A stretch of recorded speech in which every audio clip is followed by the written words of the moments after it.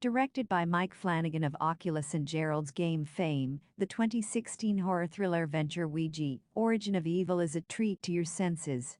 The story, based on the game by Hasbro, takes us to the house of the single mother and spiritual communicator Alice Zander. Alice is a con artist who seeks to give people closure by theatrics and sleights of hand. After finding an Ouija board, Alice and her daughters start encountering real spirits. Gradually, the movie probes into a harrowing history of Alice's family house. You may wonder what goes down in the fast-paced final moments. If the finale is bugging you, allow us to delve deeper. The camera takes us to spiritual medium Alice Zander's house in the first sequence. Mr. Browning and his daughter Jenny have come to Alice, hoping to establish a connection with Mary Browning, the deceased matriarch of the family. Mary indicates that she is rejuvenated in her afterlife and that she forgives her husband. However, she does not consent to mortgage the house to felicitate Jenny's marriage with Dawn. Instead, we get an old-school jump scare, while the specter behind the curtains is later revealed to be Lina. Lina sneaks out of her room late at night, visiting a wealthy friend who introduces her to the Ouija board. Lina thinks Alice should use the board to step up the game, and Alice visits a toy shop to procure an Ouija board. After getting the board, Alice performs a dummy session using magnetic belts on her thighs. Mysteriously, Doris responds to Alice's questions, and we get the idea that she is possessed. When Alice goes on a date with Father Tom to talk about the girls and the home, Lina calls over her high school crush Mikey. Mikey and Lina share a kiss, but on his way out, Mikey gets to know from Doris how it feels to be strangled to death. Alice receives a foreclosure notice, but Doris, convinced of speaking to Roger, the deceased father, brings out a wad of cash from the basement walls. However, Alice soon realizes that the spirit possessing Doris is not all that benevolent. Who is Marcus? In the first scene where Doris is possessed, she introduces herself as Marcus. We realize that Marcus is among the spirits inhabiting the house, and the spirit uses Doris as a vessel. Afterward, Lina sees Doris writing a letter, as if in a trance. Lina secretly takes the pages to Father Tom at the school. By reading Doris's writing in Polish, Sister Hannah discerns the brutal truth about Marcus. Marcus was a Polish soldier locked up in a German concentration camp. He got out of prison and came to the U.S. After living the homeless life for some time, Marcus wound up in a mental institution. Closely interlinked with Marcus's history is that of the German doctor, who was familiar as the Devil's Doctor for his association with the occult.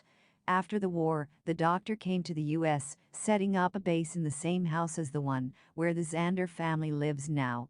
Here he captured Marcus and several others, continuing experiments on them from the comfort of the basement, where Doris had found the money earlier. The doctor cut out the tongues of the victims, severed their vocal cords, and sealed their mouths. As a result, the victims could not even make a sound when people socialized and mingled upstairs. As Father Tom tells Alice and Lina, the letter graphically describes the death of Marcus and goes on to reflect upon the damning afterlife of the inhabitants of the basement. Are Doris and Alice dead or alive? The final scenes unfold some disturbing visuals, and if you have closed your eyes by the time, you may have missed a scene or two.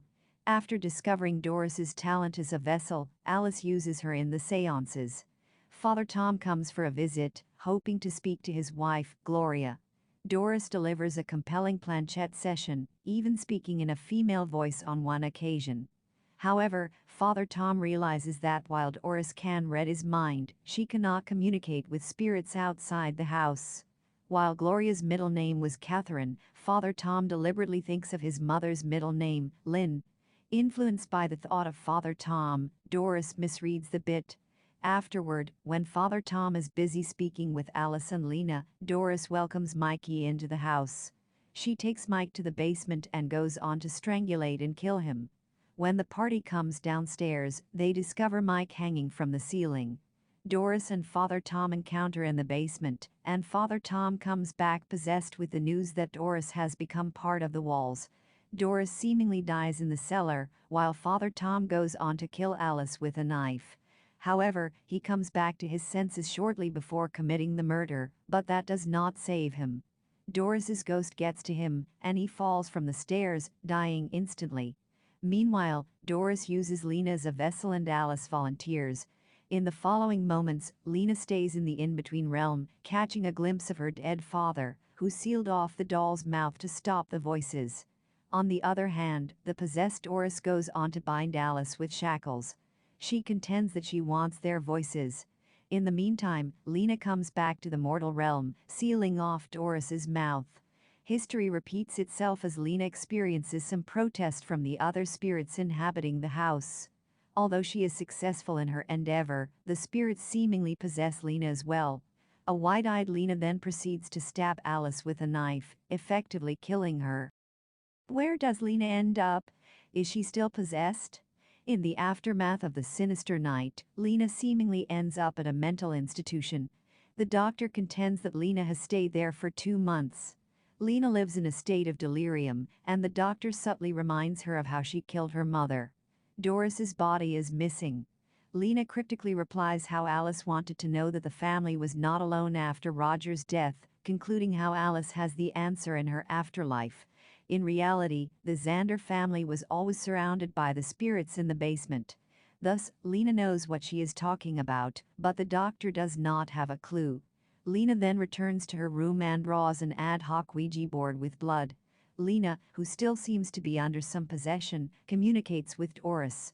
On his nocturnal visit, the doctor sees Lina sitting with Doris in the room. As he comes back to ensure what he saw, we get another jump scare, which is probably the most dread-inducing in the entire movie. Doris's ghost comes crawling through the ceiling upside down, and we sense that the doctor does not get a happy ending. On another note, we become sure that Doris is still present with Lina in spirit. Is there a post-credits sequence? Who is the visitor? You may have thought that the movie ends with the credits, innovatively stylized as if seen through the Ouija lens. If so, you would be astonished to know that the final moments conceal a post-credits sequence for the avid genre fans. The post-credits sequence opens in 2014 when Lina is much older. We revisit her at the mental institution, or maybe not the same one, as Lina gets the news of someone claiming to be her niece visiting her.